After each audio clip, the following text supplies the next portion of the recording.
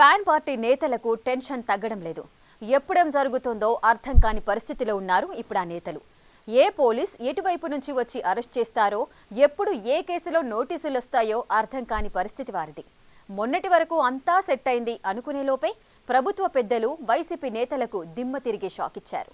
దీంతో కథ మళ్లీ మొదటికొచ్చిందనే భావన మొదలైంది ఆ నేతల్లో.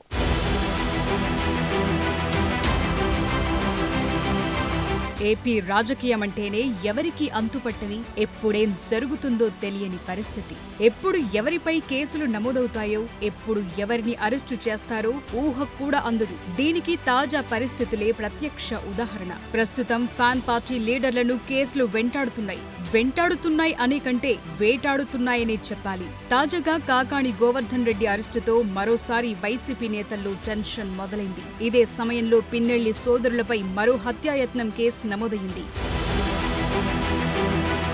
ఇప్పటికీ అనేక మంది వైసీపీ నేతలపై కేసులు నమోదయ్యాయి. వల్లభనేని వంశీ గతంలో చేసిన అనేక అక్రమాల కారణంగా జైళ్ల చుట్టూ చక్కర్లు కొడుతున్నాడు. మరోవైపు అనేక మంది వైసీపీ నేతలు తమకు ముందస్తు బెయిల్ కావాలంటూ కోర్టులను ఆశ్రయించారు. బెయిల్ దొరకని వారు పరారీలో ఉన్నారు. ఇలా పరారీలో ఉన్న మాజీ మంత్రి కాకాణి గోవర్ధన్ రెడ్డిని ఇప్పుడు పోలీసులు అరెస్టు చేశారు. క్వాడ్స్, అక్రమ తవ్వకాలు, రవాణా, నిబంధనలకు విరుద్ధంగా పేలుడు పదార్థాల ఉపయోగం, అడ్డుకున్న వారిని బెదిరించడం, ఇలా అనేక ఆరోపణలపై కాకాణిపై కేసు నమోదైంది. అనేక సార్లు నోటీసులిచ్చారు, కానీ ఆయన పట్టించుకోలేదు. ఆ తరువాత బెంగుళూరులోని ఓ ప్రాంతానికి వెళ్లిపోయారు. కానీ పోలీసులు ఆయన లొకేషన్ను గుర్తించి ఏపీకి పట్టుకొచ్చారు. కోర్టు ముందు హాజరుపరిచారు.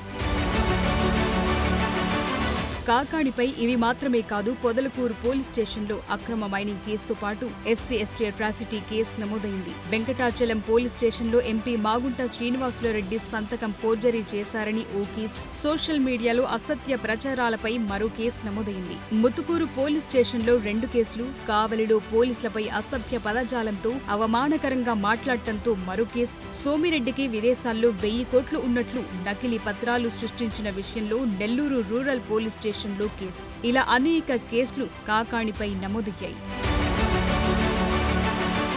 ఇక పిన్నెల్లి సోదరులది మరో కథ. ఓ డబుల్ మర్డర్ కేసులో ఆరోపణలు ఎదుర్కొంటున్నారు పిన్నెల్లి రామకృష్ణారెడ్డి, వెంకట్రామిరెడ్డి. పల్నాడు జిల్లా బొదిలవీడులలో వెంకటేశ్వర్లు, కోటేశ్వరరావు అనే ఇద్దరిని కారుతో ఢీకొట్టి హత్య చేసిన కేసులో 2 సోదరులపై కేసులు నమోదయ్యాయి. ప్రస్తుతం 2 పరారీలో ఉన్నారు. ఇవి మాత్రమేనా? ఈ వివాదాస్పద సోదరులపై మాచర్ల నియోజకవర్గంలో లెక్కలేనన్ని ఆరోపణలతో పాటు అనేక కేసులున్నాయి. వీరు మాత్రమే కాదు, ఇప్పటికే వల్లభనేని వంశీ, పేర్ని నాని, సజ్జల భార్గవ్, పెద్దిరెడ్డి రామచంద్రారెడ్డి, ఇలా ఎంతో మంది వైసీపీ నేతలపై కేసులు నమోదయ్యాయి. కింది స్థాయి కార్యకర్తల నుంచి పై స్థాయి నేతల వరకు గత 5 ఏళ్లలో చేసిన అక్రమాలు, అరాచకాలపై కేసులు నమోదవుతూనే ఉన్నాయి. ఇప్పుడు నేతలంతా లీగల్ టీంను రెడీగా ఉంచుకోవాల్సిన పరిస్థితి వస్తోంది. అయితే ఇక్కడ అధికార పార్టీ ఆవేశంగా కాకుండా ఆలోచనగా ముందుకు వెళుతున్నట్టు కనిపిస్తోంది.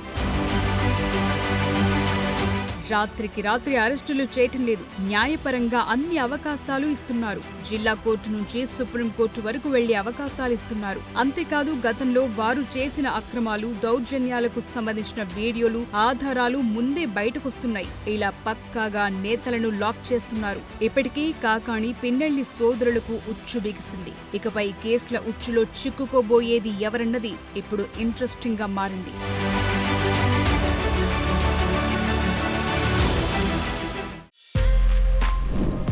For more videos like this, subscribe Big TV channel.